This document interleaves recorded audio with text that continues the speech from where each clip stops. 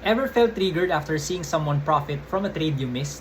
Or bigla kang pumasok sa market without a setup just because you felt FOMO? If yes, then may chance na ang emotions mo ang nagdidictate ng trades mo and not your strategy. Most traders know how to read charts, pero ang hindi na ituturo ng maraming tutorials, how to manage your mindset. You panic after entering a position. You move or you remove your stop loss. You second guess your plan. Ganito kabilis mawala ang edge mo. If you really want to grow as a trader, you need to master emotional discipline. That starts with a system. Before you enter any trade, klaro dapat ang mga ito. Your entry, your exit, and of course your stop loss. At kapag nakapag-execute ka na, huwag mo na munang baguhin mid-trade just because you feel nervous or excited. We can make necessary changes naman or adjustments para sa mga future trades pa natin. After reviewing yung mga trades na natapos na at napagplanuhan na. Remember, trading is not just about charts. It's about control. If you don't have control over yourself, laging lugi ang account or portfolio mo. Kaya ang mga nagtatagal sa industry, they trade with clarity, not with emotion. Gusto mo ng tulong to build your bread and butter and fix the mental side of trading? Join our Cameranda Trading community and let's work on your growth.